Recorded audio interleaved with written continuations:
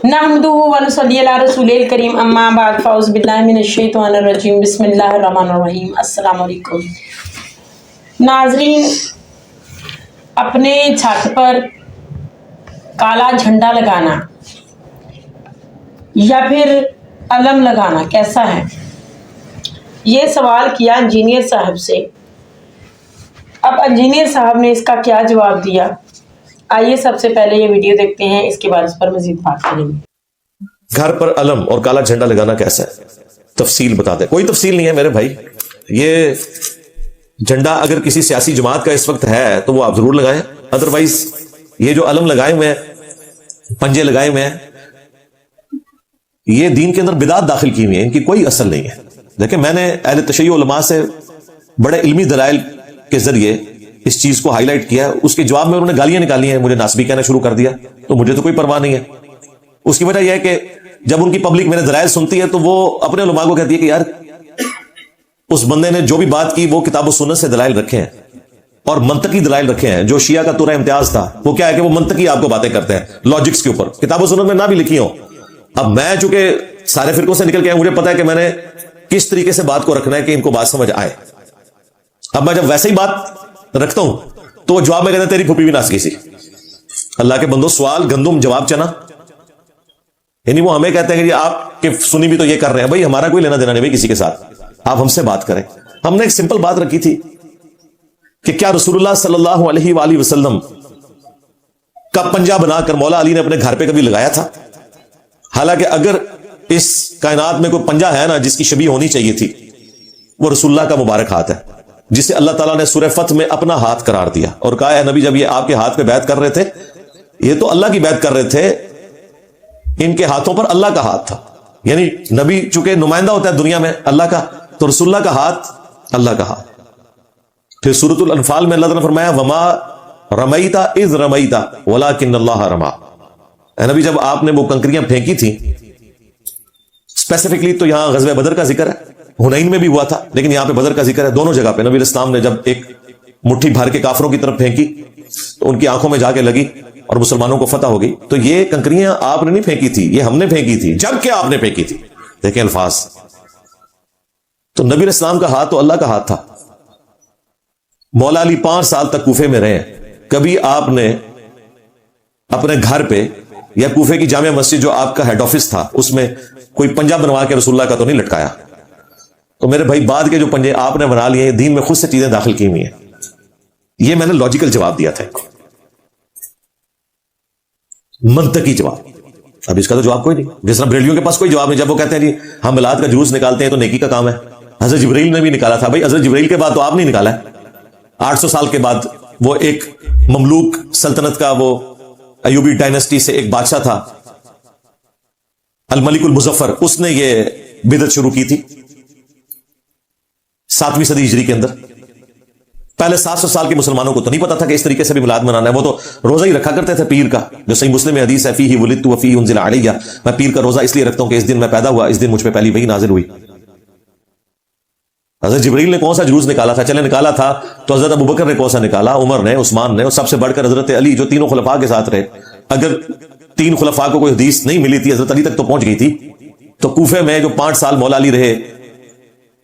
तो जो मिलाद के जुलूस निकाले थे उसमें नात कौन पढ़ता था? सबील पे किसकी ड्यूटी होती थी? अम्मार इब्न यासिर क्या कर रहे होते थे? लोगों को नात सुना रहे होते थे। मौला हसन हुसैन जो है वो सबील के ऊपर ड्यूटी कर रहे होते थे। बताओ, बस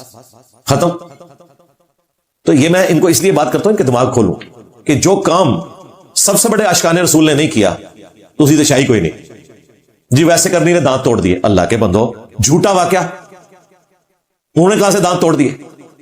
और जिनके सामने दांत शहीद हुए, मौला अली और सईदा फातिमा, जो बुखारी मुस्लिम में आता है, साल इब्न साद सादी कहते हैं अल्लाह की कसम मैं जानता हूं कि ग़ज़वा उहद के मौका पर हुजूर का जख्म किसने भरा था, आपकी मरहम पट्टी किसने की थी। मौला अली अलैहिस्सलाम एक ढाल को उल्टा, वो नहीं रुक रहा था, तो उन्होंने कॉटन का एक कपड़ा जला के उसकी राख हुजूर के जख्म पे रखी तो खून रुका। मौला अली ने, सईदा फातिमा ने अपनी आंखों के सामने नबी इस्लाम के दांत शहीद होते देखे, वो खून देखा, उसकी मरहम पट्टी की। मौला अली ने अपने दांत क्यों नहीं तोड़े? तुम ये बताना चाह रहे हो कि वैसे करनी जो है वो मौला अली से बड़ा आशिक रसूल है? यही मतलब निकला ना, और क्या निकलता है? پھر آگے کہانیاں بنائی جی کیلا نازل ہو اللہ دے بندو کیلے کا ذکر قرآن میں موجود ہے کیلا تو پہلے دجے کسی سائنٹسٹ کو نہ دسنا شکر ہے گوروں کو اردو نہیں آتی تمہیں انگریزی نہیں آتی کیلا نازل ہے ویس کرنی ہے پہلے یہ مسئلہ حل کرو تم نے ویسے کرنے کا مرتبہ حضرت علی سے فاطمہ سے بڑھا دیا یہ جھوٹا واقعہ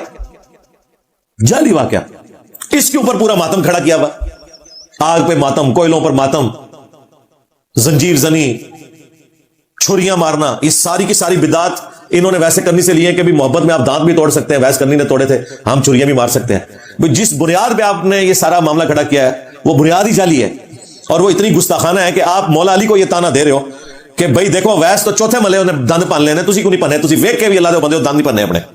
اب جب میں اس طریقے سے شیعہ کی پبلک کو ایڈریس کرتا ہوں نا وہ جا کے شیعہ کے مولویوں کے ان کے ذاکرین کے گاٹے فٹ ہو جاتی ہے کہ واقعی غلط ہے انجینئر صاحب بات تو صحیح ہے تو میں دیکھا نا بات تو صحیح ہے اب بات تو صحیح ہے جواب کے دے رکھو اگر وہ کہتے ہیں کہ حضرت ویسے کرنی نے کام ٹھیک کیا تھا تو لوگ کہتے ہیں پھر مولا علی نے کیوں نہیں کیتا عشق تے پھر ایسی کہ مولا علی بھی پندے دان تو کیا ویسے کرنی زیادہ عشق رسول تھے اب یہ بھی نہیں کہہ سکتے جائیں کدھر بات ہی چلی ہے پھر کہتے ہیں انجینئر صاحب کی بات ٹھیک ہے تو دیکھ لو انجینئر صاحب جتھے پہ جاندے تھے نا تو پھر وہ اینڈ رزلٹ یہ نکلتا ہے گالی گلوچ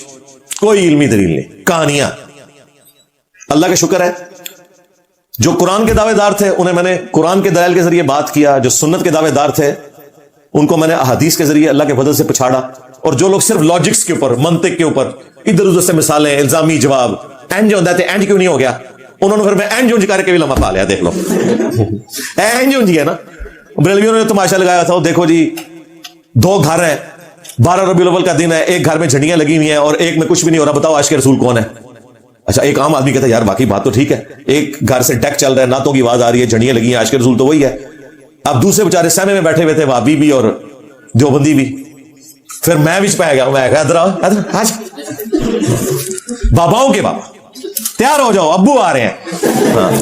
ابو جو آئے نا ابو نے کیا چھڑ دے یہ تو ربیع الاول ہے 2 مہینے پہلے 10 محرم آیا تھا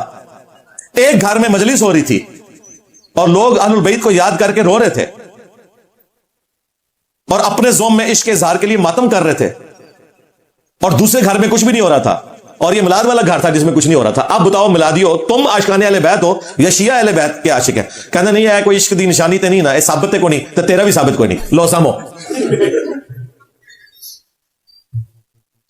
تو جس کو جو پانا فٹ ہوگا ہم کریں گے ہاں ایسا رینج ہے ساڑھے کول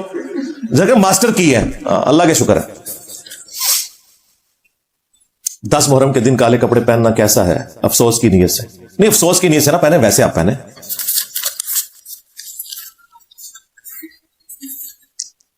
میں سعودی عرب میں ٹرک چلاتا ہوں اور زیادہ لمبے روٹ ہوتے ہیں تو کیا قصر نماز یہ ادا کرنی ہوگی روم میں ہفتے بعد آتا ہوں آپ موجے مارے جی آپ قصر بھی کریں آپ نماز جمع بھی کریں میں تو کئی ایک ویڈیوز میں بتا چکا ہوں کہ جو ڈرائیور حضرات ہیں یہ تو بہت خوش نصیب ہیں ان کو اللہ تعالیٰ نے ایک ایسی آسانی دے دی ہے کہ روزانہ نمازوں کو جمع کریں اور روزانہ قصر نماز پڑھیں ہمارے یہاں جیلم سے پنڈی جو لوگ جاتے ہیں ڈرائیونگ کرتے ہیں شام کو واپس آ جاتے ہیں گھر ٹھیک ہے پنڈی جائیں آپ زور اثر کے 2 فرض پڑھیں جس وقت مرضی پڑھیں زور کا وقت داخل ہونے سے لے کے مغرب سے 20 منٹ پہلے تک جب آپ کا دل کرے آپ نمازوں کو جمع کر لیں 2 فرض زور کے 2 اثر کے جی تو ناظرین انجینئر صاحب نے بتایا کہ اس طرح کی کوئی بھی چیز لگانا جو ہے وہ اسلام میں جائز نہیں ہے اور اس طرح کی باتیں اسلام میں خود سے ہی لوگوں نے داخل کی ہوئی ہیں یہ بدعات میں ہی شامل ہوتی ہیں چیزیں اس لیے اس طرح کی چیزوں سے بچنا چاہیے اور کوشش ہمیں یہی کرنی چاہیے کہ ہم دوسروں کو بھی کم از کم ایک بار اس طرح کی چیز سے منع کریں تاکہ وہ بھی ہدایت کے راستے پر آ جائیں اللہ پاک ہم سب کو اپنے احکامات پر چلنے کی توفیق عطا فرمائے آمین السلام علیکم